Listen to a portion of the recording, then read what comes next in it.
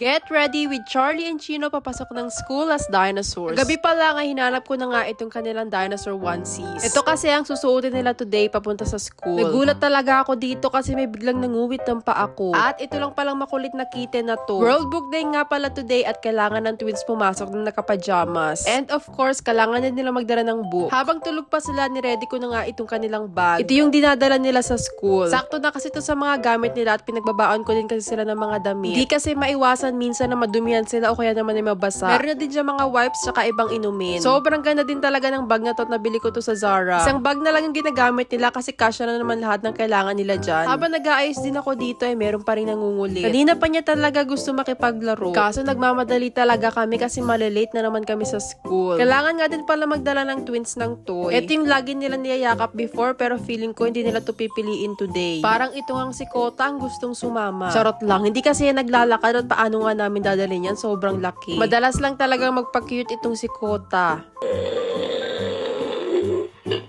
Naghanap na din ako ng susuotin ng twins sa panloob dun sa onesie. Syempre, hindi naman pwedeng yung onesie lang kasi malamig. Pajama sana yung iloloob ko kaso baka masyado na silang mainitan. May heater kasi sa loob ng school at mababanas nga sila masyado pagka doble-doble. Kinuha ko na lang tong track pants tsaka itong t-shirt. Nilalagyan ko nga din pala ng pangalan yung kanilang wipes. Lagi kasing nawawala at palit-palit nga kami araw-araw. Naabutan ko din nagising niya tong si Charlie habang si Chino naman ay ayaw pa talagang gumising. Dito sila natulog today sa kwarto ng daddy nila. Naligo na sila kagabi at ngayon nga nag-toothbrush na lang tapos magbibihis na. Masyado kasing malamig sa umaga at medyo matagal nga maligo itong dalawang to kasi nagbababad sila sa bathtub. Kailangan na naman nila ng haircut soon at nilalagyan ko na nga lang muna ng wax para hindi mapunta sa kanilang mata. Hindi pa namin sila mapaschedule kasi laging fully booked sa pinagpapagupitan nila last time. Gusto na kasi namin silang sanayin sa gupit para hindi na kami mahirapan. Kahit siguro every 3 months ay okay na. Sinuotan ko na din si Charlie nitong onesie. Si Chino hindi pa rin talaga bumabangon. Nasa ilalim pa rin siya ng blanket. Kaya inuna ko na tong si Charlie at siya naman ang naunang nagising. Pagkalagay ng onesie ay kumuha na ako ng medyas. Sinuotan ko na din siya ng sapatos para dire-diretso na mamaya. Mukhang nasa mood na nga siya dito at pangiti-ngiti na. Ganito lang naman ang routine namin everyday. Kada papasok sa school ay ganito ang ginagawa namin. Kaibahan lang ngayon ay naka-dinosaur costume nga sila. Pagkatapos ni Charlie ay si Chino naman yung bibihisan ko. At syempre, same lang sila ng damit ni Charlie. Nasa mood na nga din itong si Chino at hindi na nakasimango. Sa Pilipinas ko pa nga pala nabili itong onesie na to tapos dinala namin dito sa UK. Buti nga at medyo malaki tong size na binili ko at kasya pa rin sa kanila hanggang ngayon. Pinuutan ko na ng medyas si Chino kaso napansin ko hindi pala ganito yung kulay na suot ni Charlie. Gusto ko talaga lagi terno sila kahit medyas. O diba ang arte kaya ayan kahit medyo malilate na kami pinalitan ko talaga. Tapos sinuotan ko na din si Chino ng sapatos. Matchy-matchy talaga sila ni Charlie mula ulo hanggang paa. Nakakatuwa din kasi super cute talaga nila lagi sa outfit na to. At eto na nga at ready na silang pumasok sa school. Hinihila na ni Charlie itong si Chino kasi malilate na daw sila. Tapos bumalik itong si Chino kasi hindi pa daw ako ready. Nakapantulog pa kasi ako kaya nagpalit na ako tapos nagsuot din ako ng coat. Tingnan mo nga din at gulo-gulo pa yung buhok ko dyan. Maglalakad kami today kaya kailangan balot na balot talaga. And then para hindi din lamigin ng twins sinuotan ko na sila ng coat. Sigurado kasi lalamigin tong dalawang to sa paglalakad namin. At kailangan din nila ng coat kasi minsan lumalabas sila sa school. Naglalaro sila dun sa playground. Bago pa nga makalimutan kinuha na namin tong toy tsaka itong books. Babasahin daw kasi nila yan mamaya sa school. At ito na nga at ready na ang twins na pumasok. O diba super cute nung buntot nung kanilang onesie. Naantay lang namin yung daddy nila kasi kinukuha yung prom. Ginagamit pa rin talaga namin yung stroller nila pagka maraming lakarin. Kung hindi kasi aabutin kami ng kalahating oras sa paglalakad. Check ko kasi kung gaano kalayo yung school dito sa bahay. So bali 6,000 steps din balikan. And for sure hindi kakayanin ng twins pagka ganun araw-araw. Minsan naman nakasasakyan pero minsan naglalakad talaga kami, exercise na din. At ito na nga at magsisimula na kami ng aming paglalakad. O diba kunwari ako ang nagtutulak. And yun lang, see you sa next vlog. Bye!